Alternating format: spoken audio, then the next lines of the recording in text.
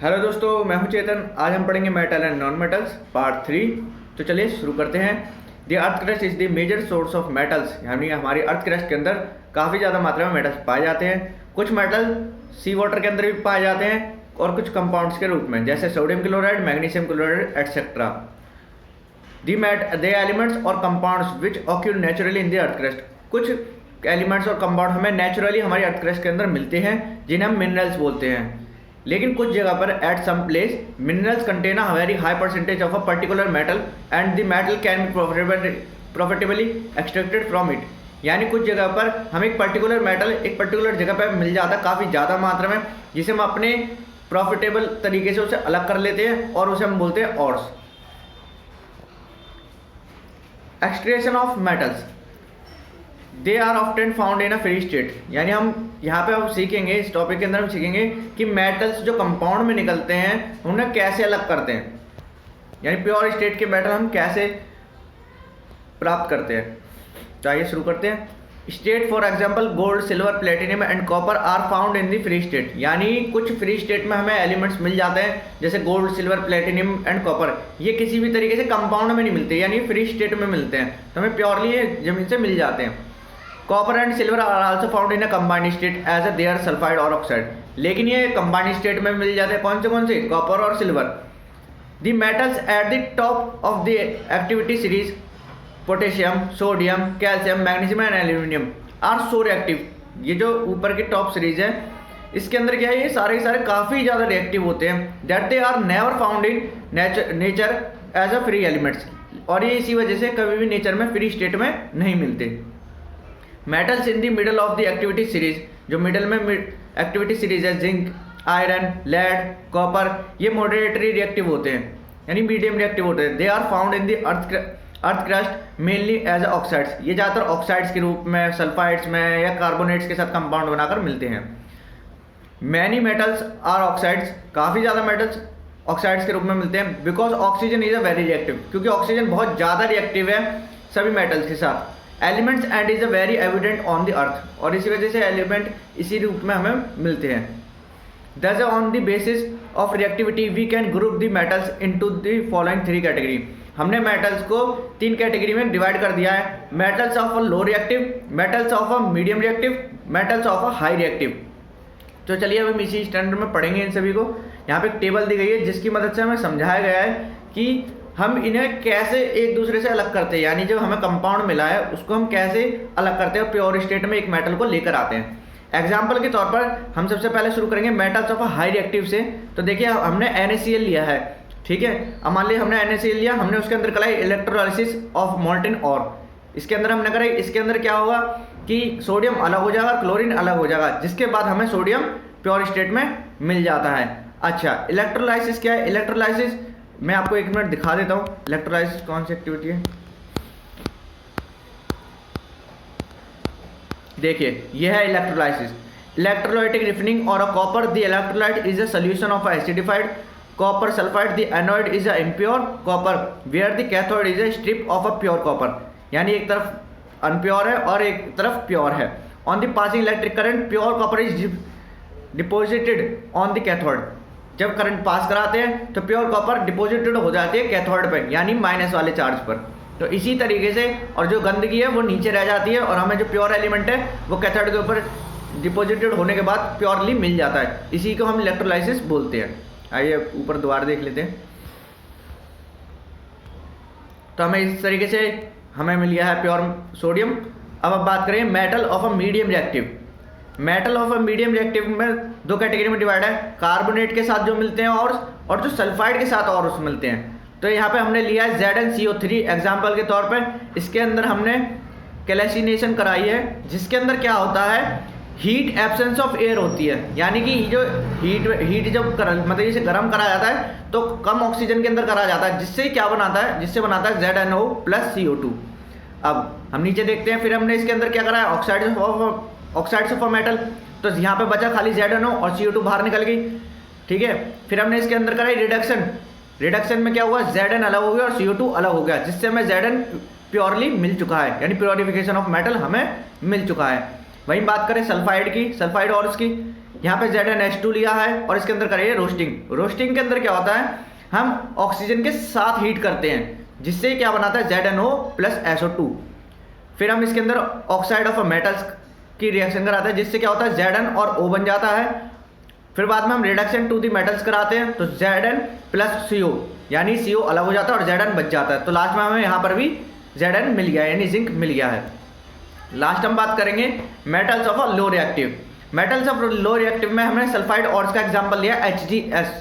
अब हमने HgS के साथ रोस्टिंग कराई है। रोस्टिंग यानी कि वही हीट के साथ, मतलब कि ऑक्सीजन के साथ उसको हीट कराए, जिससे हमें बना HgO प्लस SO2। उसके बाद हमें एक मेटल मिला है, मेटल ऑक्साइड मिली है यानी HgO, और फिर हमने उसके अंदर रिफिनिंग कराई है, जिससे हमें वो Hg मिल गया है। रिफिनिंग में हमने पहले भी फर्स्ट चैप्टर में पढ़ा था, हम मैग्नीशियम रिबन को क्या करते हैं, सैंड पेपर से घिसते हैं, जिससे ऑक्साइड की परत हट जाती है। तो यहाँ पर भी कुछ ऐसी है, रिफिनिंग हम इसी तरीके से कर सकते हैं कि ऑक्साइड की परत को हटा देंगे और हमें प्योर Hg मिल जाएगा। तो यही थी रिएक्टिविटी टेबल को हमने थोड़ा अच्छे से समझा यहाँ पे कि हम कैसे उसको प्योर स्टेट में लेके आते हैं। हम किसी भी मेटल को प्योर स्टेट में लेके आते हैं, क्योंकि हर मेटल हमें प्योर स्टेट में नहीं मिलता है। हमें कुछ ही मेटल मिलते हैं, जैसे कि हमने ऊपर भी पढ़ा था कौन से मेटल मिलते हैं, जैसे कि गोल्ड, सिल्वर, प्लेटिनम, कॉपर, ये हमें फ्री स्टेट में मिल जाते हैं। लेकिन कॉपर और सिल्वर कभी कभी हमें कंपाउंड के रूप में भी मिलते हैं। तब ऐसी कंडीशन में हम इसी तरीके से उन्हें प्योर स्टेट में लेके आते हैं। इन 3 कैटेगरी में डिवाइड करने के बाद हमने कुछ रिएक्शन कराई, और जिसके कारण हमने पता लगा लिया कि प्योर स्टेट में हम कैसे किसी भी एलिमेंट को लेकर आते हैं। आगे बात करते हैं एनरिचमेंट ऑफ ऑर्स। हमें पता है कि हम अर्थ क्रस्ट में से जब भी कोई चीज़ मिलती है वो प्योर तो मिलती नहीं है, या तो कंपाउंड में मिल रही है, तो हम उस इम्प्योरिटीज़ को कैसे अलग करेंगे, ये डिपेंड करता है उसकी फिजिकल और केमिकल प्रॉपर्टीज़ के आधार पर, और इस इम्प्योरिटी को हम बोलते हैं गैंग। तो impurity such as soil, sand etcetera called a gangue. Impurity must be removed from a ore prior to the extraction of the metal, यानी हमें उसे पहले ही अलग करना पड़ता है। The use of removing a gang from the ore are based on the difference between the physical और chemical properties, gang and the ore, यानी अलग अलग तरीके से हम उसको अलग करके दिखाते हैं, यानी फिजिकल और केमिकल प्रॉपर्टी के आधार पर कि हम उसे कैसे अलग करेंगे। और हमने ये ऊपर जब मैंने यहाँ पर पढ़ा दिया था पहले ही ऊपर कैसे कैसे अलग करते हैं, यहाँ पर वही बताया गया दोबारा से। Extracting metals low in activity series, और फिर यहाँ पे extracting metals in middle activity series. तो यहाँ पे मैंने वो लाइनें अंडरलाइन कर दी है, जो ऐसे रोस्टिंग की जो डेफिनेशन है, क्लैसिनेशन की जो डेफिनेशन है, यहाँ पे वो मैंने अंडरलाइन कर दिया, आप देख सकते हैं। चलिए मैं आगे आपको आगे पढ़ाता हूँ, ये चीज़ें मैं पहले बता चुका हूँ आपको। Extracting metals toward the top of the activity series. अच्छा, यहाँ पर एक ऊपर दी गई बात, the reaction of iron third oxide Fe2O3 with aluminium is used to join a railway tracks or a cracked machine parts. This reaction is known as the thermite reaction. इसे thermite reaction बोलते हैं। इसी के द्वारा जो railway tracks बीच में से cracks हो जाते हैं, टूट जाते हैं, उन्हें चेंज करना पड़ता है, तो हम इसी के थ्रू ठीक करते हैं। क्योंकि आपको पता है रेल की जो पटरी होती है काफ़ी लंबी लंबी होती है, सारी की सारी पटरी हटाकर दोबारा लगाना तो बड़ा मुश्किल होता है, तो उसके क्रैक्स को इसकी रिएक्शन के थ्रू उसके फिल करते हैं। आगे बात करते हैं इलेक्ट्रोलाइट रिडक्शन, ये मैंने पढ़ा दिया था, मैं दोबारा बता दूंगा अभी। रिफिनिंग ऑफ मेटल्स, कैसे रिफिनिंग करते हैं मेटल्स की। Refining impure metals is a electrolytic refining, यानी कि जब हम किसी मेटल को साफ करते हैं तो इलेक्ट्रोलाइटिक रिफिनिंग के द्वारा ही करते हैं। इलेक्ट्रोलाइट रिफिनिंग क्या है। Electrolytic refining of copper, the electrolyte is a solution of acidified copper, यानी कि जो सोल्यूशन है एसिडिफाइड कॉपर का है, कॉपर सल्फेट का है। The anode is impure copper, अब एनोड के पास है इम्प्योर कॉपर सारी उधर की साइड पे। अच्छा, where the cathode is the strip of a pure, और कैथोड की जो स्ट्रिप है वो पूरी की पूरी प्योर है कॉपर से। On the passing electric current, जैसे ही करंट पास होगा, the pure copper is the deposited on the cathode, वो जो यानी कि साफ कॉपर है यानी प्योर कॉपर है, वो सारी सारी कैथोड के ऊपर जाके चिपक जाएगी, और जो इम्प्योरिटीज है वो सारी की सारी उसी टैंक के यानी उसी सोल्यूशन के अंदर घुलकर नीचे ही रह जाएंगी, और थोड़ी देर बाद वो सेटल डाउन हो जाएंगी। जैसे कि हम डायग्राम में देख पा रहे हैं, इम्प्योरिटीज एनोइड मड यानी कीचड़ की तरह इम्प्योरिटीज यहाँ पर पड़ी हुई हैं, तो इसी को इलेक्ट्रोलाइटिक रिफिनिंग कहते हैं। आगे देख लेते हैं। तो चलिए, ये तो हमारा खत्म हो गया कोरोजन।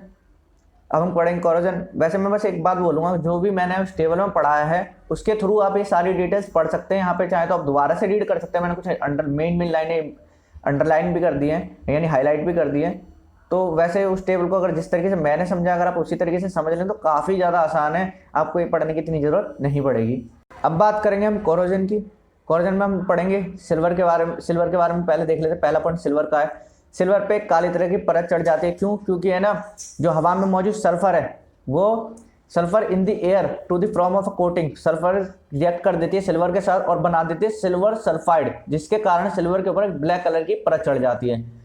इसी की वजह से कोरोजन हो जाता है। कोरोजन मतलब जंग सी लग जाती है। अच्छा, बात करते हैं कॉपर की। Copper react with moist carbon dioxide in the air, जो हवा में मिली हुई कार्बन डाइऑक्साइड है मॉइस्ट वाली, यानी कि मॉइस्चर वाली, उससे वो क्या करता है, धीरे धीरे रिएक्ट करने लग जाता है, स्लोली लूज इट्स साइन, और धीरे धीरे अपनी साइन खोने लग जाता है, और वो ब्राउन सरफेस जो उसका होता है वो उसकी बजाय पर ग्रीन होने लग जाता है धीरे धीरे। आपके पास अगर कोई पुराना कॉपर का बर्तन होगा तो आप देख सकते हैं उसके ऊपर ग्रीन सी परत चढ़ रही होगी। This green substance is copper carbonate, और ये जो ग्रीन सब्सटेंस है इसे कॉपर कार्बोनेट बोलते हैं। अच्छा, iron when exposed to moist air for a long time acquire a coating brown flaky, यानी जब हम लोहे को खुली हवा में छोड़ देते हैं तो आप देखते हो ब्राउन फ्लेकी हो जाता है, पूरा ब्राउन ब्राउन सा हो जाता है। This substance called a rust, और इसको हम जंग बोलते हैं। ठीक है, तो हमने यहाँ पर देखा कि सिल्वर पे किस तरीके की प्लेटिंग, सिल्वर किस तरीके से हो जाता है जब उस पर जंग लगती है, यानी काला हो जाता है। कॉपर हो जाता है हरा, और आयरन हो जाता है ब्राउन कलर का। तो हम बात, यहाँ पे एक एक्टिविटी दिखाई गई है। एक्टिविटी में क्या है, एक ट्यूब के अंदर हमने पानी भर रखा है और कील डाल रखी है और आधे में हवा है। तो इसके अंदर हम देख रहे हैं कि नीचे के हिस्से में थोड़ी थोड़ी जंग है और ऊपर के हिस्से में पूरी तरीके से जंग है। हम वही बात करेंगे बी के अंदर। बी के अंदर हमने क्या करा है, पानी के अंदर पूरी कील डूबी हुई है और ऊपर हमने उस पर एक ऑयल डाल दिया थोड़ा सा, और ऑयल ऊपर एक लेयर बना चुका है जिससे एयर के कांटेक्ट में वो कीलें नहीं आ रही हैं। अच्छा, तीसरी में क्या है, तीसरी में वो पूरा का पूरा सूखा है, कोई पानी नहीं है और ना ही कोई एयर है, जिसके कारण यहाँ पर भी जंग नहीं है। यानी कि जब पानी में, यानी जो हवा की एयर है, हवा की जो एयर है वो उस कील के साथ रिएक्ट करेगी तब वो रस्ट लगती है, वैसे वो रस्ट नहीं लगती। क्योंकि दूसरी बी वाली में देखिए, बी के अंदर क्या हो रहा है, ऊपर ऑयल की लेयर लगाने से वो प्रिवेंट कर रहा है कि ऊपर की एयर पानी में घुले नहीं, क्योंकि अगर वो घुल गई तो यहाँ पर भी इस कील के अंदर भी जंग लग जाएगी, यानी रस्टेड हो जाएगी। अच्छा, अब हम आगे पढ़ लेते हैं। Property of prevention of a corrosion, यानी कि हम कैसे बचाव करें इस कोरोजन से। देखो बहुत सारे तरीके से बचाने के, जैसे painting, oiling, greasing, galvanization, chrome plating, anodizing और मेकिंग अलॉयज। यानी या तो आप पेंट कर दो, या तो उस पर तेल लगा दो, या तो उस पर ग्रीस लगा दो, या फिर उस पर कोई तरह की प्लेटिंग कर दो, या क्रोमो प्लेटिंग कर दो, एनोडाइजिंग कर दो, या फिर उसे मतलब कि वो जो भी हमारा मेटल है उसे अलॉय बना दो, यानी किसी और मेटल के साथ मिक्स करके उसका इस्तेमाल करो। Galvanisation is a method of a protecting steel and iron from a rusting. Galvanisation का इस्तेमाल करते हैं स्टील और आयरन को बचाने के लिए जंग से। By coating them with a thin layer of a zinc, हम इनके ऊपर क्या करते हैं, जिंक की परत चढ़ा देते हैं। अभी हमने आपके पास घर में ताला होगा, पुराना ताला होगा तो देखना उसके ऊपर से है ना कहीं कहीं से जंग लग रही होगी, और जहाँ जंग नहीं लग रही है ना तो देखना उस पर जिंक की परत चढ़ी हुई है, तो आपको हटी हुई परत भी दिखाई देगी। क्योंकि ज़्यादातर चीज़ें जो लोहे की उसके ऊपर जिंक की परत चढ़ाई जाती है ताकि वो एक शाइनिंग सरफेस आए और उसके अंदर जंग ना लगे। ऐसा नहीं जिंक के अंदर जंग नहीं लगती, लेकिन जिंक के अंदर आयरन के मुकाबले में काफ़ी दिनों बाद जंग लगती है। The galvanized articles is a protected against rusting even if a zinc coating is broken, यानी टूटने के बावजूद वो उसका करती है। Alloying is a very good method of improving the property of a metal, यानी अलॉइंग भी काफ़ी अच्छा मेथड है कि हम मेटल के अंदर जंग ना लगने दें। क्योंकि आप जब मिक्स मेटल बना देते हैं, यानी दो मेटल को मिक्स करके कोई मेटल बनाते हैं, तो उससे क्या होता है, उसके अंदर जंग नहीं लगती। Iron is the most widely used metal, सबसे ज़्यादा हम जानते हैं कि आयरन का इस्तेमाल करते हैं। But it never used in a pure state, लेकिन कभी भी हम आयरन का प्योर स्टेट में इस्तेमाल नहीं करते, क्योंकि जो प्योर स्टेट का आयरन होता है वो काफ़ी सॉफ्ट होता है and stretches easily when hot, और जब उसे गर्म करते हो काफ़ी ज़्यादा अच्छी तरीके से स्ट्रेच हो जाता है इसी वजह से। But if it is mixed with small amount of carbon, लेकिन अगर हम आयरन में थोड़ा सा 0.05% कार्बन मिला देते हैं, it becomes a hard and strong, वो काफ़ी ज़्यादा हार्ड और स्ट्रॉन्ग हो जाता है। तो यानी जब आपके घर में लोहे की चीज़ें हैं, आपका गेट है या फिर और भी चीज़ें, ये सारे के सारे प्योर लोहे से नहीं बने, यानी प्योर आयरन से नहीं बने, क्योंकि इनके अंदर 0.5% कार्बन डाली गई है ताकि ये हार्ड और स्ट्रॉन्ग बन सके। When iron is mixed with nickel and chromium we get stainless steel, जब हम आयरन के अंदर निकल और क्रोमियम डाल देते हैं तो इससे बनते हैं स्टेनलेस स्टील, और आप जानते होंगे स्टेनलेस स्टील के अंदर कभी भी जंग नहीं लगती। Which are hard and does not rust, और वो काफ़ी ज़्यादा हार्ड भी होता है। तो यहाँ पे हमने पढ़े हैं कुछ तरीके जिससे कि हमने पता लगाया कि किस तरीके से हम चीज़ों को बचा सकते हैं।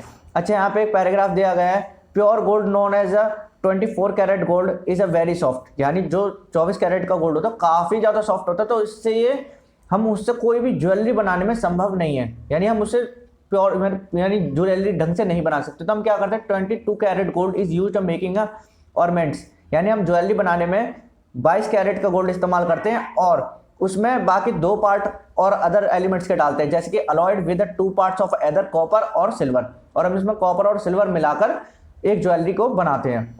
The electrical conductivity and melting point of N alloy is less than that of a pure metal, यानी जो अलॉय की प्रॉपर्टी है इलेक्ट्रिक कंडक्टिविटी कराने की और मेल्टिंग पॉइंट की, वो प्योर मेटल के मुकाबले में काफ़ी कम होती है। यहाँ पे कुछ एग्जांपल दिए गए, ब्रास एक अलॉय है कॉपर और जिंक का, और ब्रॉन्ज अलॉय है कॉपर और टिन का। ये गुड कंडक्टर ऑफ इलेक्ट्रिसिटी नहीं होता, लेकिन copper good conductor of electricity होता है और उसे सर्किट में भी, इलेक्ट्रिकल सर्किट में भी इस्तेमाल करते हैं।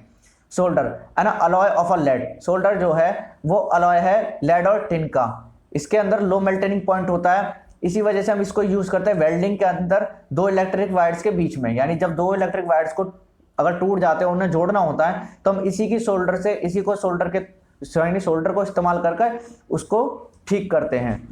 और क्योंकि इसका मेल्टिंग पॉइंट लो है तो ये काफ़ी जल्दी गर्म पड़ जाता है और वो काफ़ी जल्दी सूख भी जाता है। तो यहाँ पर ये चैप्टर होता है ख़त्म। हो चुका है ख़त्म। तो आपसे हम मिलेंगे अगले चैप्टर में। नमस्ते। लाइक एंड सब्सक्राइब करना ना भूलिएगा। चलिए बाद में मिलते हैं।